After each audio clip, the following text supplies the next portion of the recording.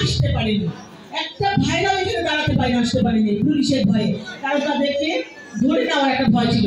আজকে আমরা অন্তত সেই দিক থেকে নিরাপদ বোধ করছি যে আমাদের ভাইরা আজকে রাস্তায় দাঁড়িয়েছে, বসে আছে, আমাকে বরণ করে নিয়ে আসছে এবং আমার মূল দল, যুব দল, স্বেচ্ছাসেবক দল, ছাত্র দল, শ্রমিক দলের ভাইরা সবাইকে আমরা কৃতজ্ঞতা জানাই। আর ঢাকা মহানগর পূর্ব ছাত্র দলের সহযোগী আমাদের ছাত্র দলের ছেলেরা আছেন। আমি আসলে আমার সকল সংগঠনে আমার খুব প্রিয়, স্পেশাল প্রিয় মহিলা দল। তার মধ্যে আমি একটু বেশি ভালোবাসি ছাত্র দলকে, কারণ আমরা একটা পরিবার, আর এই পরিবারের সর্বকনিষ্ঠ সন্তান হলো ছাত্র দল। তাই আমি মনে করি আমি যেমন ভালোবাসি, হয়তো আমার সমস্ত মা বোনেরাও ছাত্র দলকে একটু বেশি ভালোবাসে, কারণ আমাদের সর্বকনিষ্ঠ সন্তান এবং এরা আমরা সবকিছু মিলিয়ে সমস্ত প্রোগ্রামে সবসময় অংশগ্রহণ করে, সমস্ত ভাইরাই করে। আমি তাদেরকে ধন্যবাদ আর কৃতজ্ঞতা জানাই।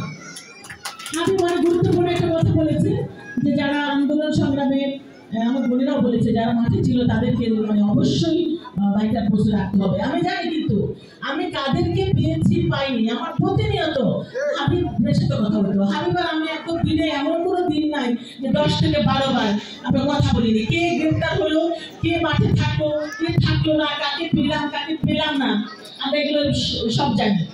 মাঠে আমরাও নেমেছি, হাবিবও নামতে পারিনি, কারণ সবাইকে একটা একটু জেনে নিয়ে গেছে। আমাদের তো কাউকে ভিতরে থেকে আন্দোলন চালাতে হবে। তো আমি জানি, আমি সেই জন্য অনুরোধ করবো এবং আমি শেষ পর্যন্ত যুদ্ধ করব। আমার যে ভাইটি প্রতিনিয়ত মাঠে ছিল, সাহসিকতার সাথে যুদ্ধ করেছে, আমার যে বোনটি যুদ্ধ করেছে, সেই বোনটি অবশ্যই একটি ভালো পোস্টে থাকতে হবে। সেটাই হোক, কারণ সবাই থাকবে, কাউকে আমরা বাদ দেবো না, কিন্তু তাকে সে পড়াশোনায় তার থাকুক আর না থাকুক, হয়তো তার প্রাতিষ্ঠানিক শিক্ষা নেই, কিন্তু পারিবারিক শিক্ষা তার আছে, হয়তো সে দেখতে ভালো না, আমার কিচ্ছু যায় আসে না, সে সাহসী, সেটাই